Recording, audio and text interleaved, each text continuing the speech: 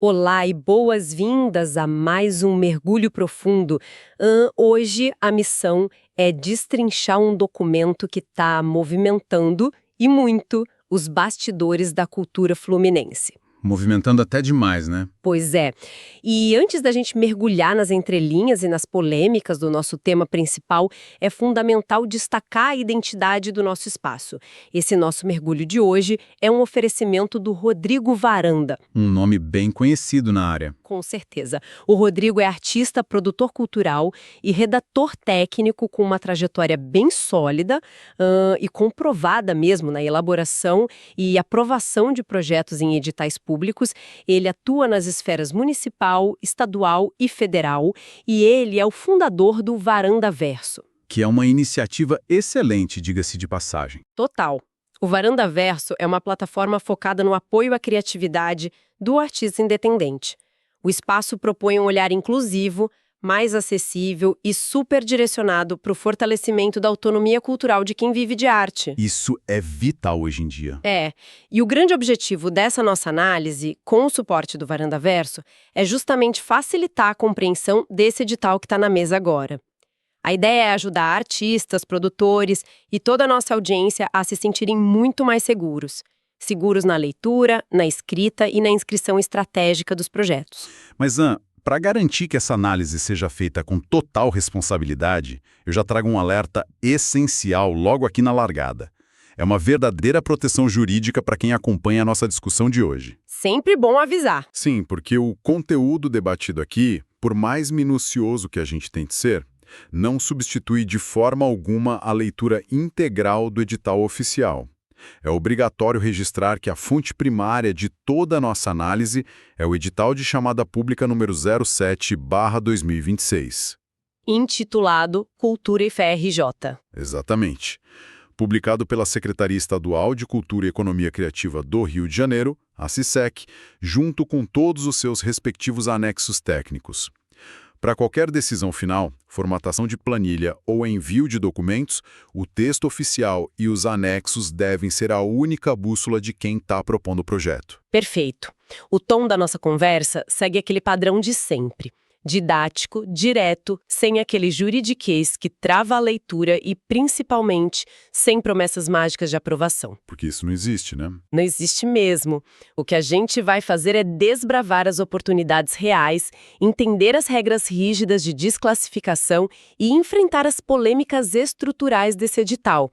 Um edital que mistura de uma forma bem particular a produção artística e as expressões religiosas.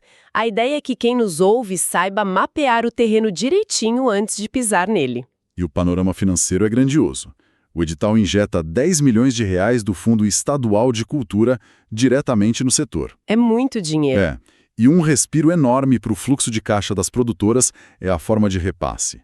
O valor é distribuído em cota única e não tem retenção de impostos na fonte para os contemplados. Ou seja, o recurso cai integralmente na conta do projeto. Isso, ficando a declaração posterior a cargo do CNPJ que recebeu o valor. A matemática dessa distribuição revela muito sobre a arquitetura da política pública que a CCTEC está propondo. Como é que o bolo vai ser dividido, então? Os 10 milhões vão ser fatiados em 200 projetos contemplados. Cada um vai receber exatamente 50 mil reais. E o ponto nevrálgico dessa estruturação toda é a divisão das vagas. O edital estabelece 4 categorias equitativas. São 50 vagas para cada uma. Tá, e quais são elas? A categoria A é destinada a expressões culturais católicas. A categoria B foca nas expressões culturais evangélicas. A categoria C é voltada para as expressões culturais religiosas de povos de terreiro. E a categoria D abriga as expressões culturais de outras religiosidades. É um desenho que propõe uma simetria de vagas entre vertentes religiosas que, se a gente olhar historicamente e demograficamente, tem tamanhos e capilaridades muito diferentes no estado, né? Exatamente. Esse é um dos pontos que está gerando muito debate. A gente já chega nas polêmicas. Mas antes, o cronograma exige uma atenção brutal de quem está ouvindo a gente. As inscrições acontecem exclusivamente pela plataforma Desenvolve Cultura e elas se encerram pontualmente às 18 horas do dia 9 de março de 2026. Só que tem um outro prazo correndo em paralelo que afeta a estrutura do edital como um todo. O prazo legal para apresentação de impugnações contra as regras do certame se encerra exatamente hoje. Hoje, dia 2 de março de 2026. Exato, é o limite para qualquer questionamento formal sobre a legalidade do documento. Bom, avançando para os critérios de elegibilidade, o funil burocrático é bem rigoroso com o perfil de quem pode participar. A inscrição é restrita a pessoas jurídicas com ou sem fins lucrativos e aos microempreendedores individuais, os famosos MEIs. E a exigência territorial é clara. A sede precisa estar no estado do Rio de Janeiro. Além disso, tem uma trava de tempo que impede a galera de abrir uma empresa de última hora só para captar o recurso. Sim, o CNPJ tem que comprovar no mínimo 1 ano de existência antes do ato da inscrição. Isso. E a natureza da empresa também passa por um filtro rígido pela Classificação Nacional de Atividades Econômicas. O SINAE principal ou secundário tem que atestar a natureza cultural da empresa. A lógica do Estado aqui é blindar o recurso para a cadeia produtiva da arte mesmo. Um exemplo claríssimo dessa blindagem é a proibição explícita do CNAI 8230-0/01. Esse é o CNAI que abrange a organização de feiras, congressos e festas. O edital quer evitar que grandes empresas de logística ou montadoras de estruturas de eventos concorram a um fomento que, na verdade, deve ir para os trabalhadores da cultura. A proposta em si precisa respirar a economia criativa. O texto fala que o projeto deve fomentar áreas como música, artes cênicas, audiovisual, literatura ou artes visuais, e sempre em formato presencial. Com execução em até 12 meses após a publicação oficial do termo. Tem também uma regra de descentralização geográfica muito inteligente. Pelo menos uma das ações previstas no escopo tem que ocorrer obrigatoriamente no município onde o CNPJ de quem propõe está sediado. E a prestação de contas desse fomento ganha uma dimensão bem interessante de difusão de público. Ela sai um pouco daquela gaveta burocrática e vai para a tela, porque ao final da execução é obrigatório entregar um registro audiovisual com duração mínima de 15 minutos. Um making-off, né? É, um material documentando os bastidores, a montagem, as ações finais do projeto. Tem que ter imagem em movimento e áudio de qualidade. E o grande detalhe é que esse registro precisa ser disponibilizado gratuitamente e na íntegra no YouTube. Num link permanente de acesso público. Funciona como uma vitrine do impacto do investimento do Estado. Mas para chegar nessa fase de execução e poder entregar esse vídeo, o obstáculo principal está nos anexos da plataforma. Navegar pelos formulários técnicos é um teste de resistência. O anexo 06, por exemplo, exige o portfólio de atuação artística, que é a peça fundamental para comprovar aquela experiência mínima de 1 ano do CNPJ. Exato. Aí tem o anexo 08, que cobra o cronograma de execução, exigindo que os 12 meses de trabalho sejam decupados de forma muito realista, mas o gargalo que exige maior capacidade de gestão financeira é o anexo 07. A planilha orçamentária. Ela mesma. A regra de ouro aqui é o fortalecimento do mercado interno fluminense. Pelo menos 70% de todo o recurso obtido tem que ser investido na contratação de profissionais, equipe técnica ou fornecedores que sejam residentes ou sediados no estado do Rio de Janeiro. Essa trava impede que o dinheiro evada para outros eixos de produção. Se alguém decidir trazer uma equipe inteira de som e luz lá de São Paulo, a planilha orçamentária vai ser glosada e o projeto corre um risco enorme de inviabilização financeira. E ainda sobre o orçamento, tem um limite bem estrito para a remuneração dos próprios representantes legais do CNTJ. Eles até podem ser remunerados pelas funções que exercerem dentro do projeto, mas esse valor não pode passar do teto de 20% do aporte total. Ou seja, num projeto de R$50 mil, a remuneração máxima para os representantes não passa de R$10 mil. O restante tem obrigatoriamente que circular pela cadeia produtiva. Agora, a grande peculiaridade deste edital reside no anexo 09, a chamada Declaração de Reconhecimento. Aí que a coisa fica complexa. Fica mesmo. O texto exige que o projeto anexe uma declaração assinada por uma liderança ou instituição relacionada à expressão religiosa da categoria que o projeto escolheu. Esse líder tem que atestar formalmente que a proposta reconhece, valoriza e difunde as expressões culturais daquela vertente de fé. E é justamente esse anexo que leva a gente para o campo minado das proibições técnicas do edital. As vedações são supercategóricas. Projetos com qualquer cunho político-eleitoral ou que incentivem preconceito e violência são eliminados sumariamente. E também tem uma exclusão para ações relacionadas a afoxés, blocos afros, folia de reis e quadrilhas juninas. A justificativa governamental para isso é que essas manifestações já são contempladas por editais específicos da Secretaria. Mas a vedação que exige a leitura mais estratégica de todas é a que lida com a própria fronteira do sagrado. O edital exclui expressamente qualquer ação que possua finalidade exclusivamente ritualística, doutrinária ou de culto litúrgico religioso. É um paradoxo técnico, né? De um lado, o anexo 09 exige que um líder religioso endosse o projeto afirmando que ele valoriza aquela fé. Do outro lado, a banca examinadora vai avaliar rigorosamente se o projeto não cruzou a linha, se não virou um culto ou uma ferramenta de doutrinação financiada pelo Estado. E para comprovar essa distinção na prática, a planilha orçamentária e a ficha técnica precisam refletir a contratação de profissionais da cultura, iluminadores, cenógrafos, figurinistas, técnicos de som. A estética da apresentação e o plano de comunicação tem que provar que a ação é uma obra de economia criativa inspirada na vivência comunitária. E não um sacramento ou uma cerimônia fechada para fiéis. E olha, é a tensão gerada por essa linha divisória que tem alimentado um debate público super intenso nas últimas semanas para manter a nossa análise ancorada em fatos e apresentar os ângulos das fontes que a gente analisou. A gente precisa observar uma mobilização que está acontecendo agora. Um movimento de impugnação. Isso, tem uma petição pública online ativa, organizada por um coletivo autodenominado Movuca, que é o Movimento Urgente de Trabalhadores da Cultura. Esse grupo protocolou um pedido de impugnação do edital junto ao governo do estado.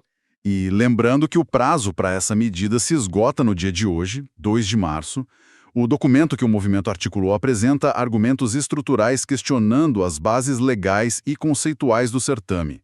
Eles alegam que a modelagem do edital configura um dirigismo cultural e entra em choque com o princípio constitucional da laicidade do Estado. O argumento central deles é que alocar 10 milhões de reais, utilizando a religião como critério definidor de acesso, caracteriza financiamento estatal para doutrinação. O coletivo critica bastante a exigência daquele anexo 09. Eles afirmam que condicionar a aprovação de um projeto artístico à chancela de um líder religioso subordina a liberdade de criação ao crivo da fé. A perspectiva do documento defende que um fomento laico deveria permitir que os produtores dialogassem livremente com temas espirituais, concorrendo de forma igualitária, sem que a crença fosse o eixo estruturante das categorias. E a petição vai além. Eles criticam a arquitetura das vagas, questionando a viabilidade de justificar a divisão equitativa das 4 categorias baseando-se nos dados do censo de 2022 do IBGE. Eles argumentam que distribuir 50 vagas de forma simétrica ignora as proporções reais da diversidade religiosa fluminense. E tem o alerta sobre um momento político. O documento aponta que a injeção desse recurso ocorre num ano que antecede disputas eleitorais no Estado. Na visão do grupo, isso demandaria uma fiscalização ainda mais severa sobre o uso do fundo estadual. Mas um dos apontamentos técnicos mais incisivos da petição foca no item 5.3 do edital. Esse item trata da obrigatoriedade de descentralização dos recursos, baseado na Lei Estadual 7.035 de 2015. Essa lei impõe um teto que limita a aplicação dos recursos na capital do estado a 40% do total, garantindo que os 60% restantes fluam para as outras regiões. O edital incorpora essa regra, mas a análise do coletivo aponta uma falha. Eles alegam que a CESEC aplicou esse limitador de 40% na capital exclusivamente para a categoria a das expressões católicas. Exatamente. A omissão dessa trava para as categorias B, C e D, cria uma assimetria enorme. Na prática, as 50 vagas das outras categorias poderiam ser absorvidas quase que totalmente por projetos sediados na capital, o que gera um desequilíbrio geográfico e uma potencial vulnerabilidade jurídica para o edital. A complexidade do cenário é bem inegável. Entre essas exigências rigorosas dos anexos e a pressão desse debate público, quem está com o cronograma de inscrição aberto precisa focar na estratégia de avaliação. O campo de batalha real para aprovação é a análise técnica. Onde a banca examinadora vai distribuir 100 pontos decisivos, e a régua é severa. O critério de relevância e impacto da proposta para o cenário cultural local pode garantir até 15 pontos. A banca busca evidências claras de que o projeto fortalece a identidade cultural do território. Outro peso pesado da avaliação, valendo mais 15 pontos, é a democratização do acesso e coerência das ações de difusão. O projeto não pode tratar a inclusão como uma linha genérica no texto, tem que descrever ações táticas e reais para alcançar grupos em situação de vulnerabilidade. Tem que furar a bolha do público imediato. E a engenharia da pontuação revela uma vantagem competitiva considerável escondida no anexo 05. É o indutor populacional. O local de execução ganha um peso gigante aí. Sim, projetos realizados em municípios com menos de 50 mil habitantes recebem um bônus de 3 pontos na nota final. Municípios de 50.001 a 100 mil habitantes garantem 2 pontos extras. Entre 100.001 e 200 mil habitantes, o bônus de 1 ponto.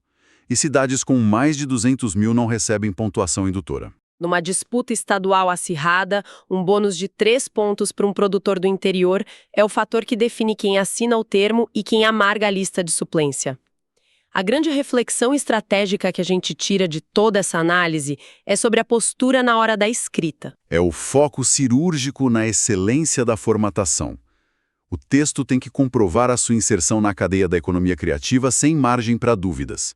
Tem que detalhar a geração de empregos, evidenciar o impacto econômico e manter o alinhamento impecável com a burocracia. Portfólio de um ano em dia, cumprimento da cota de 70% no Estado e uma contrapartida audiovisual robusta.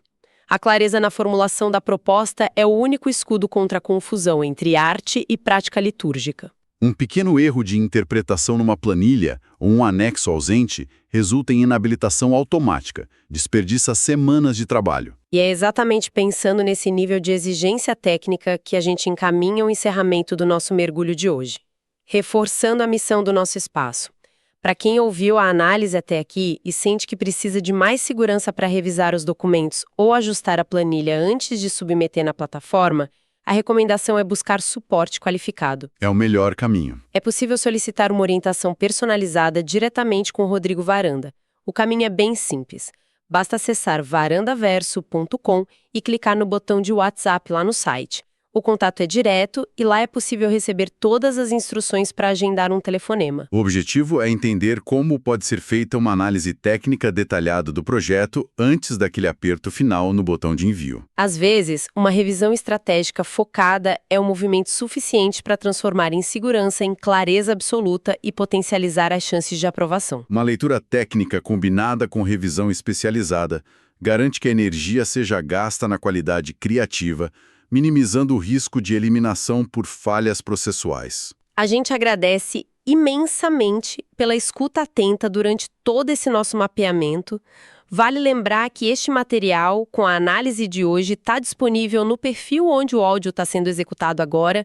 Lá tem outros conteúdos valiosos já publicados. E em breve tudo isso também vai estar nas principais plataformas digitais. Muito obrigada pela companhia de quem acompanha a gente. Mas antes de encerrarmos, o nosso formato pede uma reflexão final a partir das fontes de hoje. O debate sobre esse edital levanta uma questão bem profunda sobre a dinâmica entre cultura, Estado e espiritualidade. Eu convido quem nos escuta a ponderar sobre a natureza da expressão cultural a partir da realidade fluminense. É um estado com raízes muito fortes. Muito fortes. Num estado com uma diversidade tão ligada à ancestralidade e à religião, em que ponto exato uma manifestação cultural deixa de ser considerada arte inspirada pela fé e passa a ser classificada como prática litúrgica. É possível ou até desejável que o Estado trace essa fronteira através de formulários e chancelas de lideranças? É complexo. Muito. E talvez o ponto mais sensível seja como a injeção milionária de financiamento público em um ano pré-eleitoral altera ou molda essa linha milenar que divide o sagrado e o palco artístico. Uma reflexão necessária que fica ecoando mesmo após o prazo de inscrição. Até a próxima análise. Até a próxima.